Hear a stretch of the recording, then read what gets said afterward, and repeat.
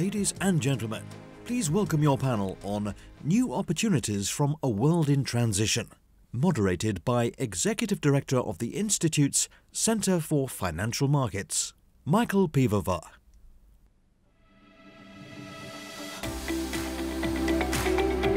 Good afternoon, everyone.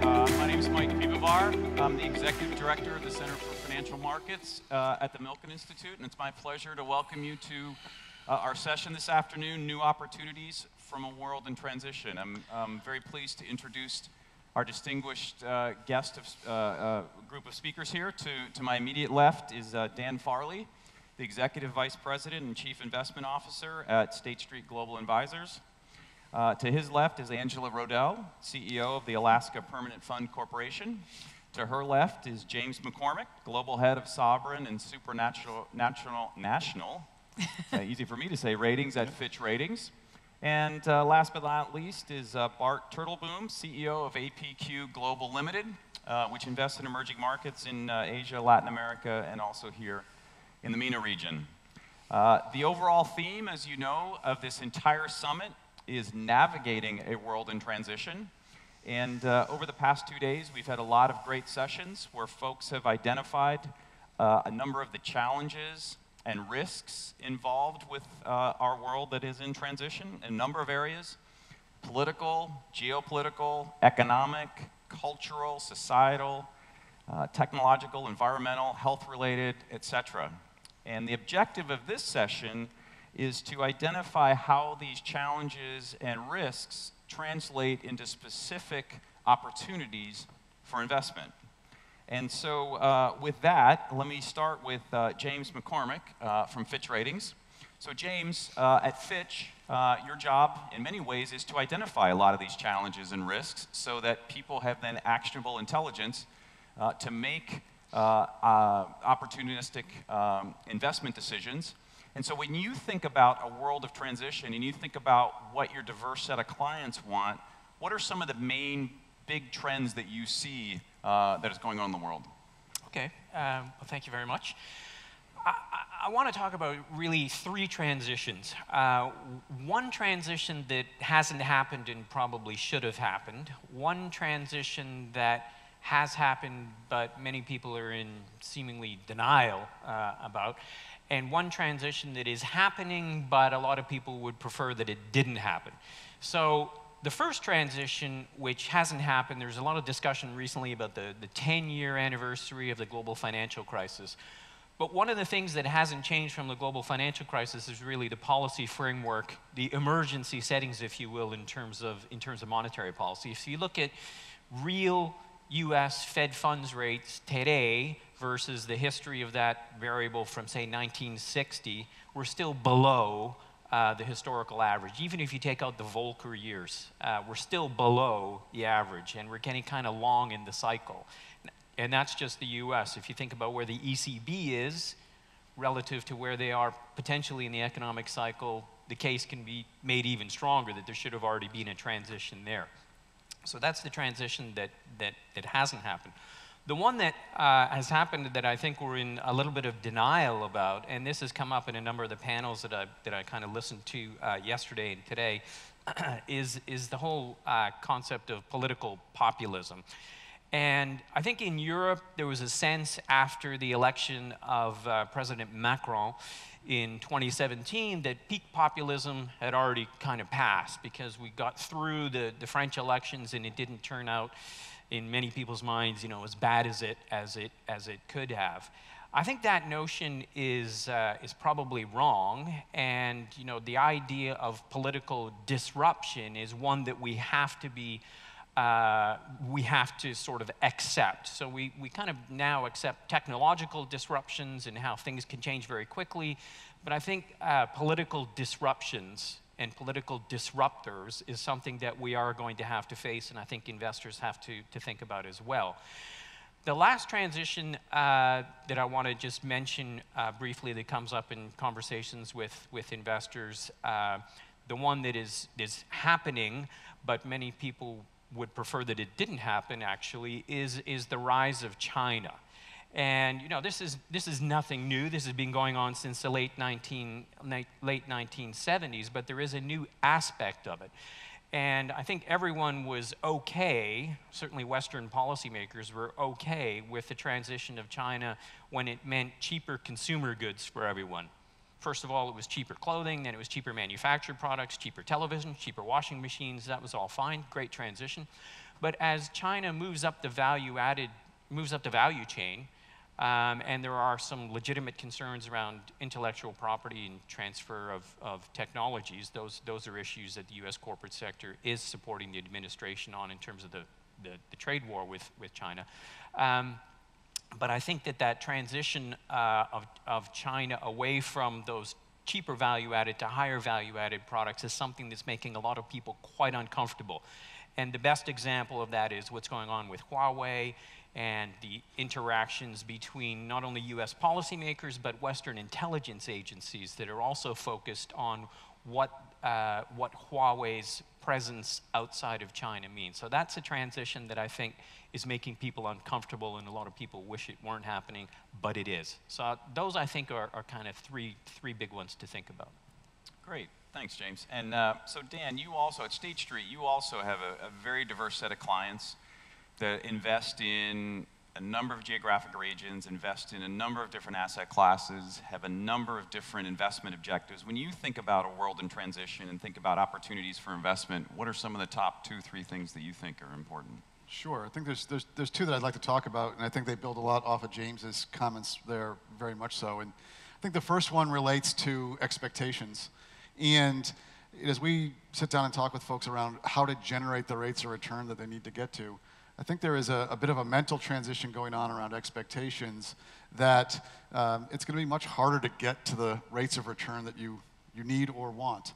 So if you look at where we are from a price multiple on equity markets, or where we are with very low fixed income returns, to get to a 7% rate of return or 7.5% rate of return that a lot of people had as their target is a much more difficult hurdle to jump. In fact, if you look at least our expectations of returns going forward, the 50-50 balanced portfolio is probably going to return about 5%. And what that means is it leads people into conversations about how they're going to go about that. And there's been a whole slew of different ways that people have thought about that. It could be an asset allocation change. It could be more active risk in their portfolios. It could be looking at alternatives to increase them or look at them differently and add them.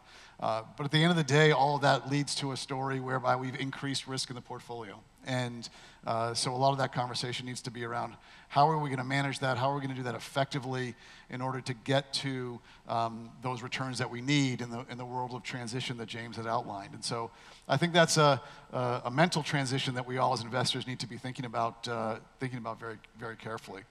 Not really an opportunity per se, but a risk that we need to manage. I think the other area that is definitely a slow-burning transition that we've been underway for a long time is around demographics. And if you look at the aging population that we have, this is not new news, but I think we're getting closer to the punchline of this story. If you look at the population of 80-year-old plus around the global universe right now, that has been the fastest growing part of the population set. So in the US, it's about 4% of the population. It's about 6% in Europe. It's almost 8% in Japan. And if we were to go back a couple of decades, that probably would have been 2 or 3% in the overall mix. And so with that growth rate, that brings a whole variety of impacts it has from an economic perspective. Growth in population and workable population is a key driver of GDP growth. The capacity utilization of that population drops along with that. And we haven't really seen the level of productivity increases that we saw in the late 90s. And so there needs to be some sort of a movement here that's going to be able to help drive that from a GDP perspective. I think that the challenge it has is multiple, largely probably on the government spending and revenue side in terms of how that all plays out. If you look at in the Eurozone right now, roughly 20% of GDP is spent on some sort of support of older population. That's a very unsustainable situation that we need to manage through. And so the impact that has on GDP growth, it has on rates, all of those types of things, I think is a risk that needs to be identified. With that risk also comes opportunities, though. If we look at certain segments of the marketplace, I think emerging is an interesting demographic trend, and that could be one that could provide some opportunity for people. But if you look at certain sectors, things like pharmaceuticals obviously plays a role there.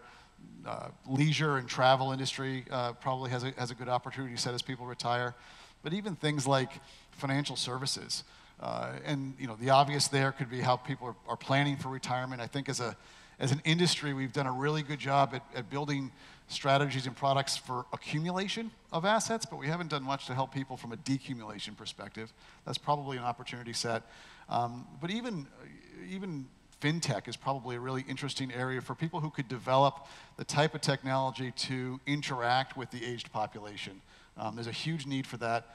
That could be an interesting play as that develops. So a challenge that we're going to have for sure, but I think there's a number of things we could do to benefit from that. Great. So Angela, let me turn to you. As someone who is in charge of investing on behalf of thousands of retail investors, thinking about all these opportunities, I'd like to get your perspective on what we've heard from both Dan and James, and maybe there's some additional ones you want to talk about. But first, before we get into that, you're the CEO of the Alaska Permanent Fund Corporation. If you think of Alaska, right, it's a state in the United States. Part of the state is up above the Arctic Circle, and so you think, well, here someone at a conference here in the MENA region may not have a lot in common with folks that invest in this region, but as we were talking before, you actually do have a lot in common with a lot of the investment funds in this region. Can you sort of talk a little bit about that and then hit on what do you think are some of the opportunities? Sure, I'd be happy to. Alaska Permanent Fund does have a lot in common with the funds here in the region, in the MENA region. We are in many ways a small population, highly dependent on natural resource development. We're an oil and gas state. And so as we look at, and we're remote, we're very remote, we're not attached to the lower 48. And so a lot of the things that we have to do, it's as if we're a sovereign, standalone, looking forward to the future. And so how can we diversify our economy? How can we bring capital back to the state of Alaska to benefit Alaskans by investing around the world? And so part of that strategy in looking at these transitions is really looking to see where growth is going to happen. And for us, what's so interesting is when we look at growth, and we look at the growth in this region, we look at the growth of India, in Africa, the Middle East, and you see the demographics where in India, for example, you will have over 100 million people under the age of 12, and what that means in terms of growth and technology. And the fact that a lot of these places don't have the infrastructure in place, so that you don't have to replace infrastructure, you can leapfrog technologies and really invest and deliver all kinds of different services. And Alaska itself can benefit from that because of the remoteness. We have people that live, 700,000 live across a huge geographic area. That technology then can also benefit the state of Alaska, and that's why this is so interesting for us. Good. And when you look at outside of Alaska in terms of opportunities for investment, any of the highlights that James and Dan mentioned that sort of ring true in terms of the way you think of investing? Sure, absolutely. When I was especially struck by James's transitions, the ones we're ignoring or the ones we don't want to admit to, and really in thinking about future growth and where that comes from, the role of China, the role of Asia, Alaska as an Arctic nation, the geopolitical climate change, how shipping lanes are opening and shortening logistics, for example. All of that is really imperative on opportunities for moving forward. And so I think we do need to get our heads wrapped around some of these things that are going on, that policies are going to change rapidly, and that's going to be disruptive, and that's not going away. China's not going anywhere. It's been around for thousands of years, and it's not going anywhere either. So we need to learn how to accommodate to a new world, and that change can be really difficult at times. So Bart, as someone who invests in emerging markets, right, we heard from our other panelists here that there's, the way the demographics are going, there's a lot of opportunities in emerging markets. One, do you agree with that? And two, is there anything you'd like to add, any particularly unique opportunities that you see in emerging markets? Yes, thank you very much for the invitation. When I just heard you talking, James, about the rise of political populism, mainly in Western countries these days, and then I hear Dan talking about a balanced portfolio going to return 5%, I can tell you I just have good news for you. I'm in emerging markets. I can always find you something, a gold mine somewhere or a jewel of a small company that is going to give you 300%. Now, there's only one small difficulty with this. It might be via minus 80%. And I think it's important here when you look at emerging markets to step back a little bit and look at sort of post-war history. First we had the Western European reconstruction effort. Then we had the creation of the European Union with liberalization of trade, capital movements, labor movements. And we should not forget, in 1997, Portugal was still a member of the emerging markets equity index at Morgan Stanley. This is not that long ago. The progress that has been made there. Then obviously the collapse of communism and the integration of those countries in the world economy, which gave a boost to economic growth in that region. And the narrative that built up to 2008 was a narrative where not only was there a Western economic order that was spreading around the world and that would bring welfare, but there was also an underlying sort of moral imperative of really raising the standards of living of people all around the world to Western standards. This was not just an economic argument, this was also a political argument. Now, the underlying dynamics that you refer to in terms of population growth, demographics, technological progress, all these things are clearly there in emerging markets and are not about to disappear. But if you put $1 on the 1st of January 2010 in the emerging markets equity index, fast forward 5 years to the end of 6 years to the end of 2015, you would have underperformed the S&P by just under 100%. So what happened here? How is this possible? This underlying story is so compelling, and nevertheless, not only did you underperform by 100%, you also lost money. The S&P went up 80 and this thing went down 20. So the challenge in emerging markets is in a sense not seeing the opportunity. The opportunity is quite clear. We are sitting here in the region. And we've heard earlier on the various panels, the need for money for infrastructure, the need for healthcare, the need for education, all these things are clearly there. The money clearly is available in the world to do those things as well. But the biggest opportunity, in order to capture the opportunity, we really need to have very good risk management frameworks. And I would argue the single most important component to that is, it is both in the Bible and in the Quran. The truth will set us all free. Pretending that the volatility in emerging markets is not going to be there is not going to help us. It will be there. Scale it properly, and to Angela's point, take a long-term view. Don't chase the next 6 months. You might be lucky, but luck is not a strategy. So patience is a virtue. Patience is a virtue. Very good. And a virtue is a grace. Yeah. James, did you want to add on this? I didn't really talk about demographics, but it's interesting that everybody else mentioned it. So maybe I can join two dots together. One of the things that I did mention is sort of political populism, and then there's the demographics issue. You kind of think, well, okay, how are these connected? If you look at population projections for the advanced economies, and the advanced economies everywhere, so Canada, the US, Australia, New Zealand, and all of Western Europe, if you take those, and the UN does these population projections, but they have their sort of base case population projections, and then they have population projections with no immigration, which is part of the political sort of populism debate, right? We don't really like immigration any longer in some respects. If you take away the immigration from advanced economies, they all start to have the demographics of Japan and Germany, which we know are not favorable. So the only way that labor forces can continue to grow in Western economies or the advanced economies, however you want to put it, is through continued immigration. Even though part of the political populists, one of the points they try to make is that actually immigration is costing us jobs and costing us growth.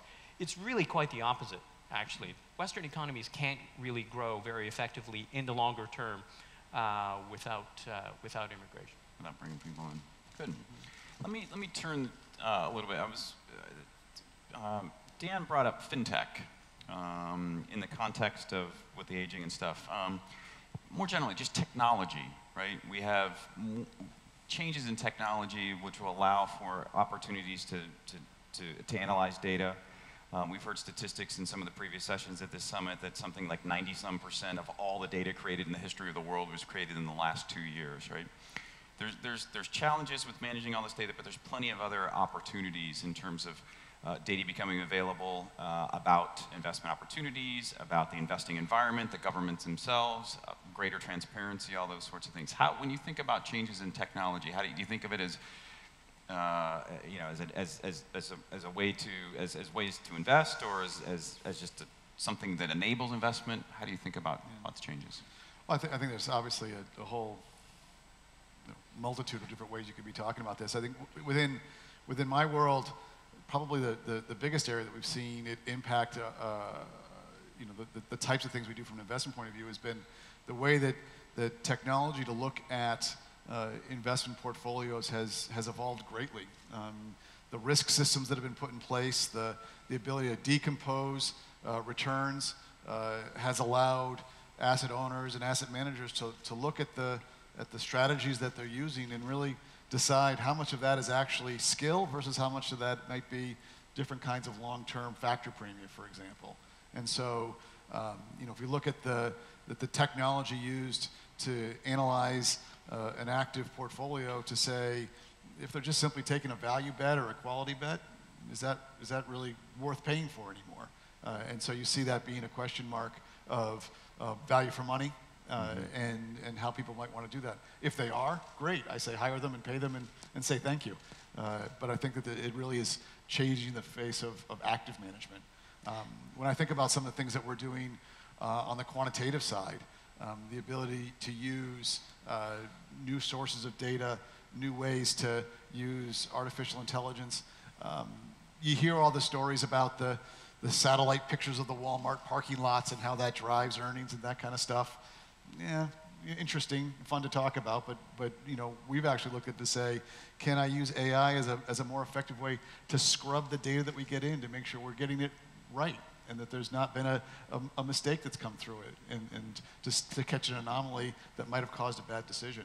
So, there's a really fancy stuff that we could talk about, like parking lot pictures, but from our perspective, it's as much about how do you get the blocking and tackling done better.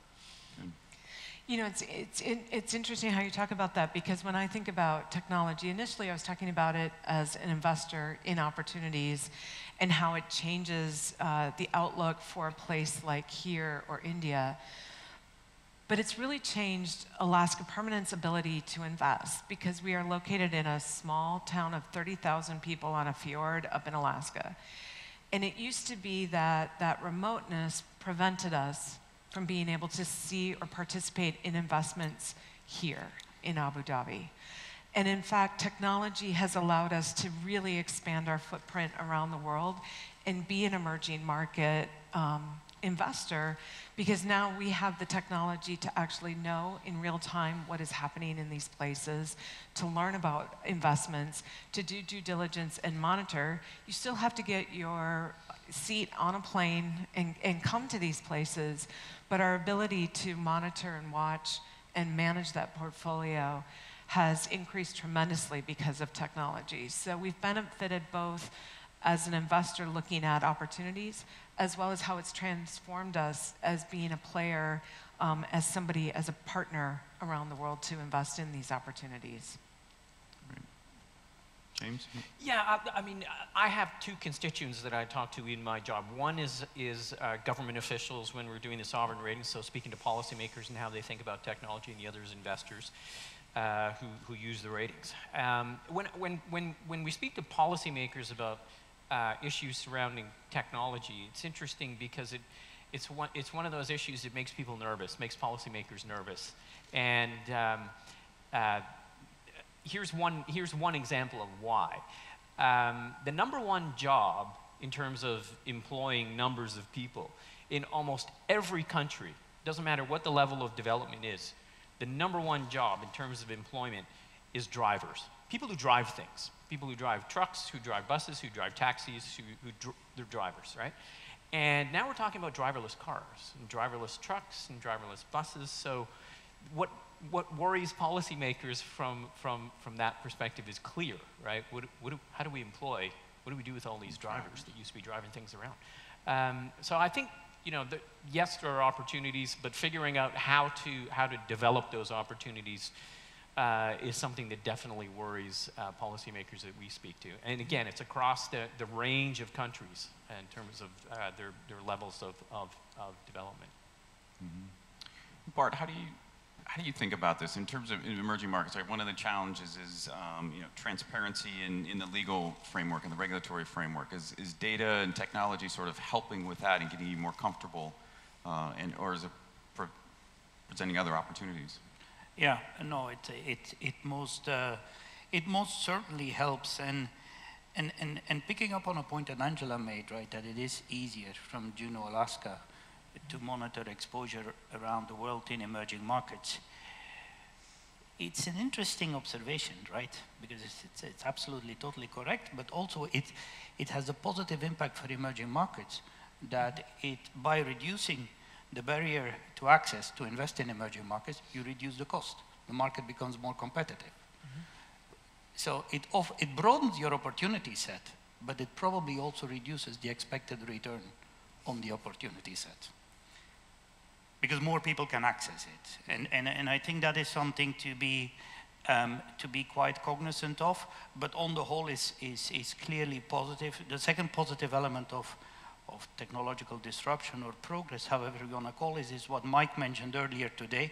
It's often much easier to build than to rebuild. Mm-hmm. And clearly there is a lot of stuff that people don't have in emerging markets that are now fairly efficient to be introduced in the economy. But I would like to put on my macroeconomist hat here for 1 second and make an observation which makes me slightly worried. Over 100 years ago, Mark Twain wrote an essay, "To the Person Sitting in Darkness." And it was a satire on how imperialist powers would run around the world, cause havoc left, right, and center, and how the local person sitting in darkness would just wait there to see what is next to fall on his head. With technological progress, with a lot of people around the world having access to social media, to cell phones, there is no more darkness. The citizens of Ghana probably know more about what's happening in Belgium than Belgians know about Ghana. And that expectations gap between what is going on, what is required in emerging markets, versus what people know is available to citizens in the rest of the world, is something that is going to have to be extremely carefully managed and managed quickly. Because if that is not managed quickly, we're going to go back to your world, what you were mentioning earlier. The political populism is going to rise, no longer just in the G7, but also in emerging markets. And it's going to lead to, in my view, potentially a very volatile investment environment. Just jump on that for a second. I think one of the things that we've seen as a big challenge investing in the current markets right now has been that thematic around the availability of quote-unquote information, right, as opposed to opinions, and sometimes those things are very much intertwined. And the fact that we see such an increase in volatility as people are getting those different bits of information posted on various sites and tweets and all those kinds of good things. And so I think one of the things as an investor, and to pick up the patience theme that we talked about earlier, is it really is incumbent upon all of us to be able to try and figure out how do we look through all the noise and try to focus on the most important things. You know, even if we think about the discussions around the U.S.-China trade deal that we've seen over the course of the last couple of months and weeks, You know, all of a sudden a tweet comes out that says it's looking good, and then a story gets posted that says, oh, well, maybe not this time, and market's up 300 points and down 200 points. I think that is all just something that people can easily get caught up on, and it's fun to talk about. But as investors, I think it really puts us at a disadvantage if we get too focused on it. And the technology can be great, but it can also get in your way sometimes too. Good. Let me change the subject again. One of the things, societal changes we see throughout the world in different jurisdictions is the importance placed on diversity and inclusion. And I know State Street and Fitch, those are two I'm very familiar with, that these are two organizations that you've been very forward-looking in this space. Could you talk a little bit about that and how then that then provides investment opportunities, or how folks, your clients are thinking about these issues, and then I'll get the other panelists' views on this. Sure. So I think there's sort of two angles to look at that as. One is as an employer, and one as an investor. I think as has been covered multitudes of time, the investment management industry, quite frankly, doesn't have a great track record as it comes from a diversity perspective. And I think that's something that there's a lot of work being done there. I know within our organization, that has been a key focus for us around how do we create policies that are much more inclusive. How do we think about how do we recruit, how do we retain, how do we sponsor, how do we mentor, all of these types of things. There's been a lot of effort on there. And you know, I think you use the words diversity and inclusion. I actually think it needs to be flipped. Inclusion is probably the most important piece of this in order to have an environment for which people feel comfortable in that can sustain diversity. And so I think that's an area that, again, good work's been done, but a lot more has to go on from that front. When I think about some of the things that we've done as an investor, this has been also a pretty critical area for us, and how we've thought about the impact that this has on the companies that we invest in.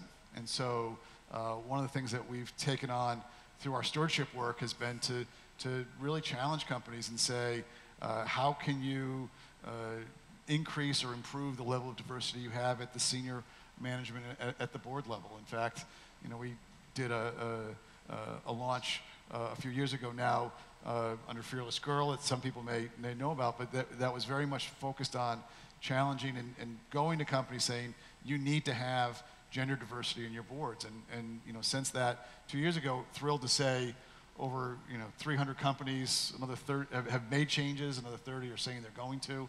And so, you know, our view as almost an owner of permanent capital in many of our index fund situations is, you know, we believe that there is an opportunity to have better outcomes as investors by companies that have better diversity, and we want to hold those folks accountable accordingly. And that's been a big step that we've taken. You know, and I think it's results driven as well. So I'm really proud to sit here as the Chief Executive Officer. I'm an outlier. Alaska Permanent Fund is an outlier. 2 of my asset class directors are women. My Chief Financial Officer, my Chief Operating Officer are women. 2 of my 6 trustees are women. So roughly 43 to 45% of the senior management of the Alaska Permanent Fund Corporation are women. And we're a small state. We look for talent, and we take it where we find it. We don't have these gender diversity goals. Look at the results of the fund. We were in the top decile of large US public funds for 5 years. And I think that diversity of thinking around the investment committee, the diversity of thinking around the boardroom table, the willingness to think about risk differently, talk about risk differently because of the different backgrounds, creating a work environment where women want to stay in, that they become the face of somebody who you look up to and want to work around. I think all of that then lends itself to a very successful organization, and those results mean something. So I feel like we can set ourselves up as an example of saying it's not just something we believe, it's something that we've demonstrated is in fact true and is possible. And for that, I'm very proud to lead this organization. But I think it's great that we try and do these things. But like I said, I think you really have to look at the results. And I think when the results demonstrate success, more people will fall into that. Yeah, it's not just diversifying your investment capital, it's diversifying your human capital and it pays dividends. Exactly. Yeah. James, did you want to? I mean, for us, we're not investors, but clearly I guess the diversification side will come in very similar to what we've just heard.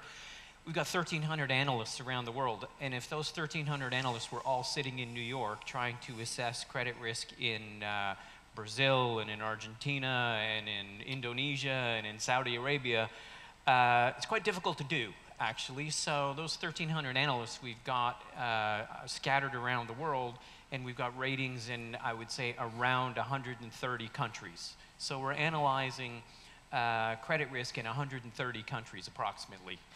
And that, you know, the knowledge that we can get from people on the ground in different countries and from different backgrounds, I think is critical. I mean, I think about it from my own perspective in my team, you know, thinking about how the politics of Saudi Arabia works and understanding that is difficult when you're sitting, you know, halfway around the world. It's better to have people in the region who understand the region, and the same kind of filters down to all of the other credits that we analyze. So the more diverse, the better.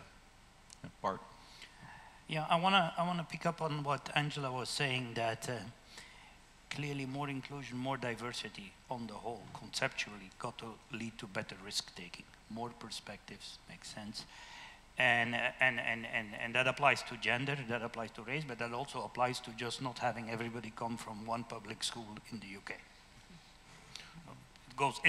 It cuts across many strata of society. But it begs the question, we are in a highly competitive industry. If that is true, why are we where we are on that front? Why have people not recognized this as a competitive advantage? And I'm afraid to say, I don't really have a good answer to it. What I can tell you is I've worked in large organizations on the sell side, on the buy side. I've worked in small organizations. And it remains a very meaningful management challenge. And we try. Good. So I'm going to ask one more question for our panelists, and then after that, we'll open it up for questions from the audience in the remaining 10 or 15 minutes. So diversity and inclusion is sort of one aspect of a broader trend that we are seeing at the Milken Institute. We have a lot of the folks that we talk to through our events and through a number of different things, the broad rubric of ESG, environmental, social, and governance, issues of sustainability and some of these other things. And in some ways, this is sort of social responsible investing 2.0, but it's a little bit different. And ESG, I've seen over the last probably 2 years, is an evolving topic in terms of how we think about these issues. And if you talk to different people about their views on ESG, it ranges from, oh, this is just a luxury of a bull market, it's a fad, it's going to go away, to, no, this is something we have to do, but we're not sure how we're going to do it. But now people are starting to look at it in terms of, there's actually maybe there's some there. Maybe there's some value added to things like thinking about diversity in human capital or being a more sustainable type of business for longer term investing. So I'd like to ask each of the panelists here in terms of when you think of ESG issues, where is your current thinking on this, and are there opportunities to have value-added investing and using those factors? Yeah. So we're definitely in the camp that there's value with this. I think that part of the challenge that ESG has had is that most people think about it in version 1.0, which was the exclusionary, right? Don't own tobacco or alcohol or firearms or whatever it was that they were looking at. And I think if you were to go back and look at that from a historical perspective, it is hard to say that there was a very strong positive investment outcome from that. You know, depends on what time period you look at and what screen you put on. But for the most part, it didn't really drive a ton of value from that perspective. And I think people carry that memory into what is now 2.0, as you called it. And I think that what we need to be looking at is ESG through a return opportunity lens, but also a risk management lens. And the types of things that are important to talk to clients about, or to companies about, I think are how are they thinking about these issues themselves. So, you know, areas around climate change. How does that impact your business? Right? If you're Coca-Cola, tell me how you're going to make sure you acquire enough clean water. Things about climate, induced migration. How does that change the population set and the consumer you want to sell to? These are all important risks that companies need to manage.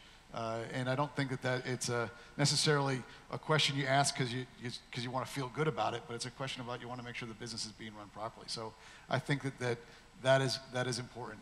Our CEO likes to use a term. It's about value, not values. And so as an investor, you want to be looking for ways that this in fact is additive to ultimately the outcome as an investor that you want to get. If you want to do it about values, that's great. You can sort of dictate how you want to do that. But as a broad investor set, we think it's really important to take the broader screen. And what we found in the dozens of meetings I've had in the region this week, this has come up in almost every single one of them. And people generally get around the G pretty easily, the governance side of it. Never had anybody say we don't want to own badly governed companies. But it's the E and the S that usually becomes a bit more slushy in terms of how people think about it. Yeah. We're probably just the opposite of what we're just talking about, because we have very strict rules and we invest for financial returns, not for non-economic goals. And ESG can be viewed through a lens, like you said, of values, and that they're non-economic goals, and therefore value does get sacrificed, or return gets sacrificed as a result. So when we think about investing, though, there's a reason permanent is in our name. We are supposed to be investing in perpetuity. And so if you think about looking for companies that truly add value, you want them to be companies that are going to be around for 20, 30, 40, 50 years. And so they have to have adaptive business plans if they're currently in business. If they have to have forward-thinking ideas for those business plans. And so we find many opportunities to invest in things that would score very highly on an ESG scorecard if we had an ESG scorecard, simply because we're interested in permanence, in perpetuity, and finding those companies that are going to be around for a very long time. Even if they currently invest in if they're a fossil fuels company, is a prime example. And you talk about carbon footprint. But those companies are looking for their alternatives and where they need to be and positioning themselves so that they're still around in a 50-year time frame. And so you still want to be a part of that change and not be divesting them because today they have maybe a business model that doesn't quite fit your values judgment. I actually think we're closer on this point. It's about how you want to make sure the companies you're owning are set up for the future. And there are just distinct risks that need to be managed a bit differently than in the past. But I agree with you. A highly a company that's great on climate, but is it an awful valuation? You still don't want to own, right? It's an integration of those facts. That's right. Yeah. So James, Angela brought up the notion of potentially an ESG scorecard, and Dan said, yeah, gee, we're pretty good on that, and it's the E and the S that we get slushy, I think was the word you used, squishy on that, right? I know Fitch is doing a lot to try to hone in on that sort of quantitative and think about it in terms of, and Dan also mentioned from a risk framework on that. Can you talk a little bit about what you're doing in this space? Yeah, we're in the process now. We're kind of rolling this out globally for all the analytical groups. We've done it for the corporates that we rate. We're about to do it for the banks, and we will also do it for the sovereigns. And it's not, so and we developed this in consultation with investors. What do investors look to us for? Do they want us to provide ESG scores or the ESG-ness of an issuer? And how does that issuer score on environmental, social, or governance issues? And that's not really what investors look to us for, right? They look to us for credit ratings, for credit fundamental analysis of credit issues. So the way we've kind of approached it is we will be looking at whether the E, S, and G factors, which we will identify for corporates and for banks and for sovereigns, whether those factors were important in the rating decisions that we make and in the ratings that we assign.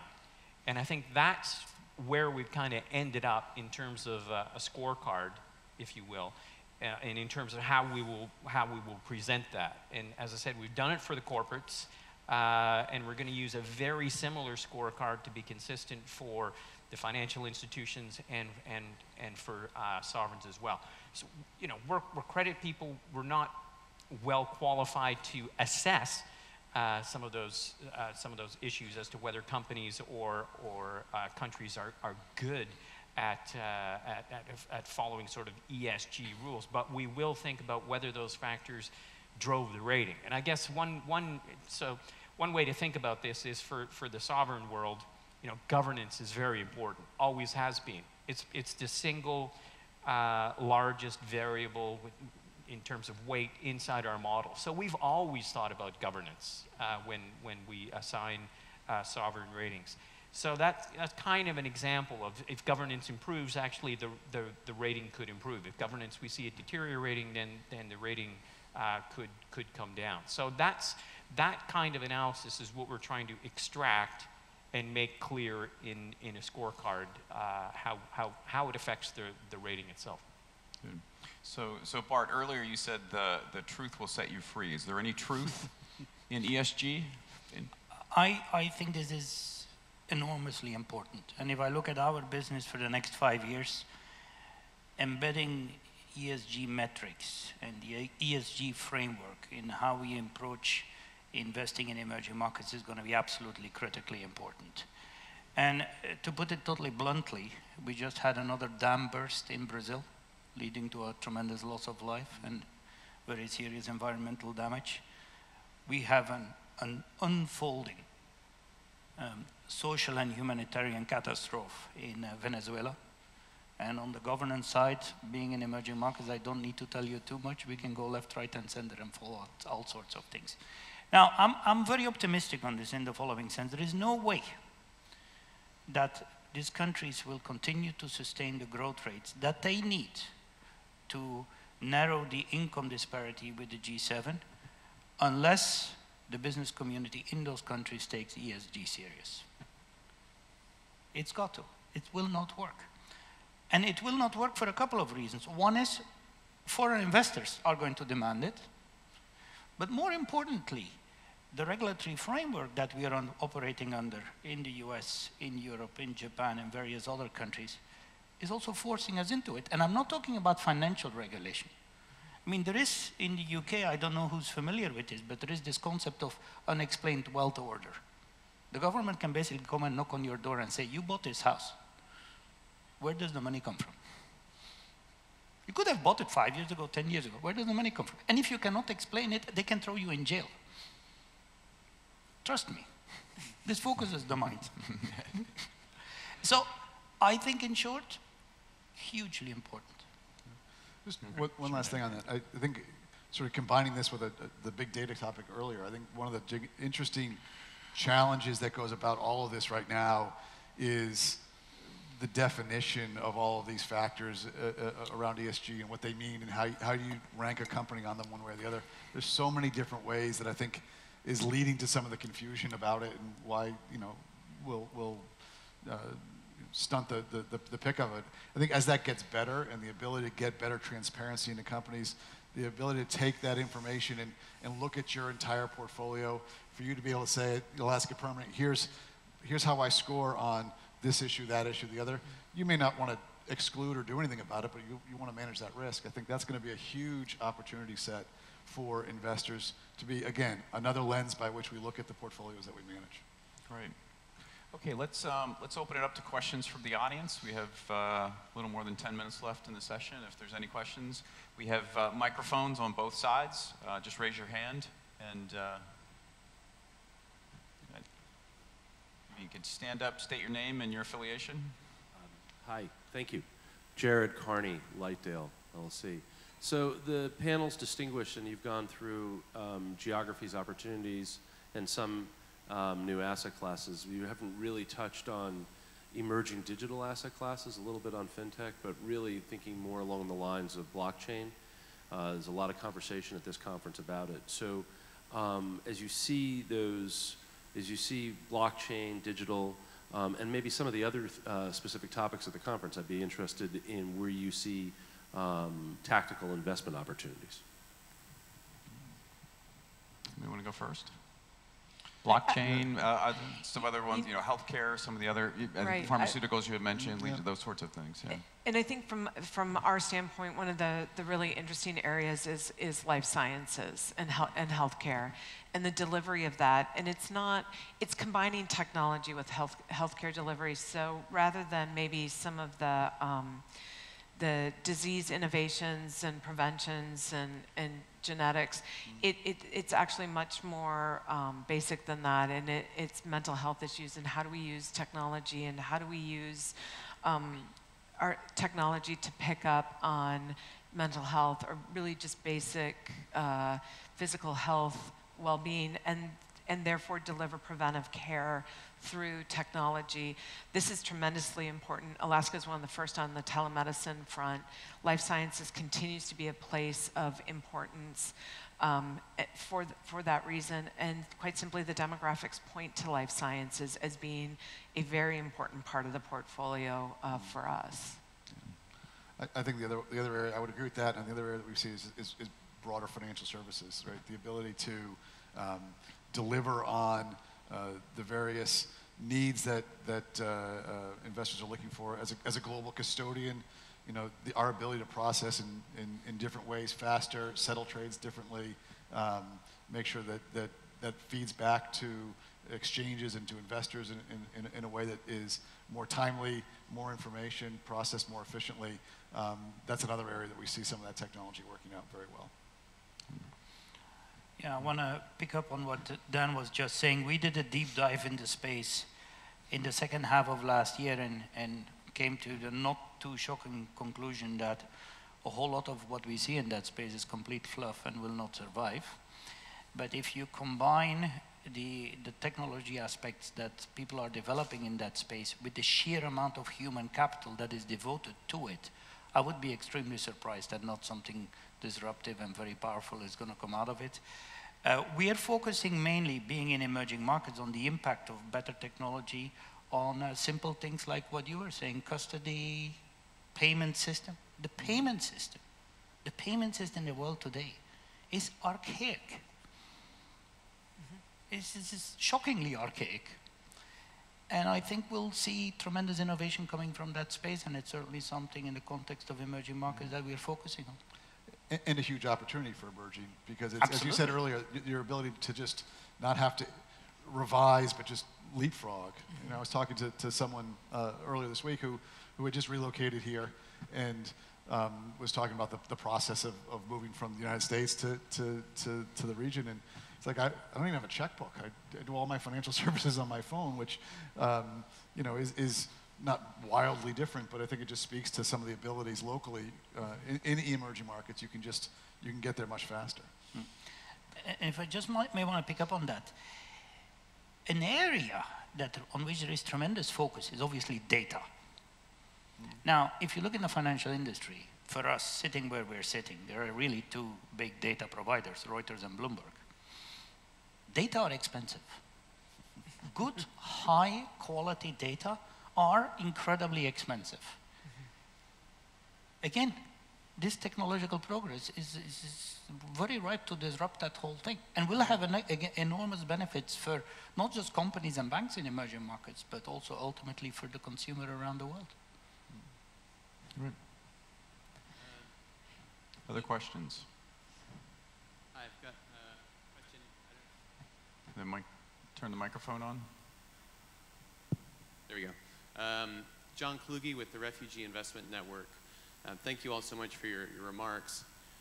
If I were to tell you that today's forced migration, which has displaced 70 million people worldwide, is forecasted to grow to 300 million people within the next 10 years, what would you consider in the context of planning and your investment decisions, and whether this is a shock, a challenge, or an opportunity?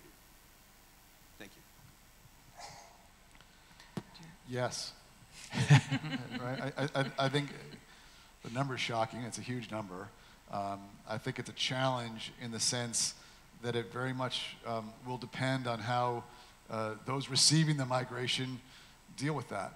And I think why I say that is that you know, to the point James was making earlier about immigration as being such a huge driver of growth and returns, it's a huge opportunity, I think, for the developed markets, Europe and the U.S. in particular, that to the extent that they can, you know, bring folks in, assimilate them in a way they can help drive growth, that the people who live there are accepting of all that. I think that's a huge opportunity in a way that when we look forward and see a very sluggish economic growth situation for many years to come, what's going to be that catalyst? And I think leveraging this immigration story is probably one of the big ones in my mind that can help drive some of that economic growth that ultimately leads to market opportunities. If you look at economic history, there are two things that stand out.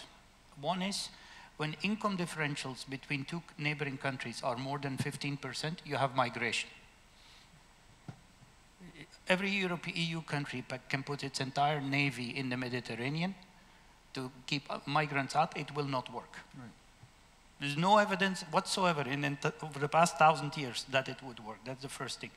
The second thing is, which we tend to forget, is when you look at economic history, countries that have had large migration have done superbly well, and much better than countries that have had no migration. So, on the whole, I am more optimistic on that than what you currently read in the press.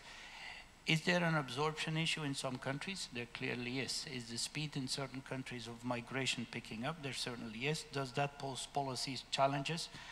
It most certainly does, but I will tell you an anecdote. When I was an economist at the IMF in Washington in the mid-1990s, you can find it on Amazon actually, I wrote a short paper on the pension system in my home country, Belgium, where I predicted that 25 years from then, i.e. now, Belgium's population would have shrunk by 15%, everybody would be 100 years old, and there would be nobody to pay for all those pensioners. Guess what? The country has never been larger. As a matter of fact, it not only did not shrink, it grew. The country has never been wealthier. And the delta that you alluded to earlier was migration. It's been hugely beneficial. Okay. Any other questions? Audience? There's none from the audience. One topic that did not come up that I had sort of on my list I want to talk about is education. We're seeing vast improvements of education. Thank you, Jared, for reminding me about opportunities or things that themes here at the summit that we talk about. We're seeing vast improvements in education. You know, literacy rates are dropping like crazy. We're getting more people educated, more girls educated than we ever have in the past. That's allowing for emerging markets to catch up in a number of different ways. At the same time, in developed markets, James had mentioned you know, automation and drivers, and said there's going to have to be this focus on adult education and retraining and reskilling and retooling workers and all those sorts of things. When you all think about sort of how education comes into your portfolios, how are you thinking about those issues? For me, it's thinking about innovation and delivery of that service.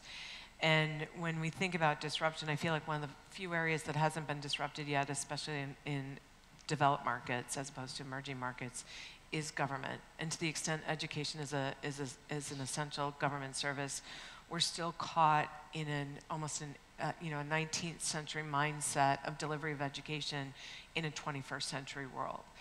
And somehow we have got to get past where we are today on delivery of education, and there's a huge opportunity with technology to rethink how we educate our kids and what we educate our kids on. And it's going to continue to be necessary to be competitive and increasingly important. And I think the leapfrog effect, being able to deliver education in some of these emerging markets and seeing how talented and how responsive kids are to that and how they compete will make it that much more urgent for countries like the United States to change the way it thinks about delivering education. Having written my first tuition check 6 months ago, it definitely needs to be reformed. Everything you just said, I'd also add to that, linking it back to the last conversation about immigration. not only as folks come into a new country to learn skills, but unfortunately part of that process, people get displaced. And so I think how do we use those tools, both a combination of technology and people, to help drive that forward, I think is going to be critical. I mean, for the emerging markets, again, obviously critically important and is going to be the main driver of productivity growth and income convergence with the G7. In the G7, with the exception of the US, life expectancy is rising in most G7 countries. And that poses a challenge for education that clearly needs to be reformed, if only for the inflation that we've seen in the sector, but also for the fact is to the extent that there is an investment component of education, you're now being asked earlier in life to invest for a much longer period of life, and that longer period of life is also becoming more uncertain, and that's clearly unsustainable. Good. One quick point. We all know how important education is, but politicians understand that as well, but they like quick wins. Education is not a quick win. That's an investment in the future and takes time to see the return on that. And we're talking about returns on investment and taking a long-term view on that. Education is a long-term investment. You don't see the returns right away. So that's one of the reasons why you don't see as much of, that impetus into investment spending in education as you should. Good. Well, unfortunately, our time is up. Please join me in thanking our panelists for what I thought was an engaging discussion, and thank you all very much.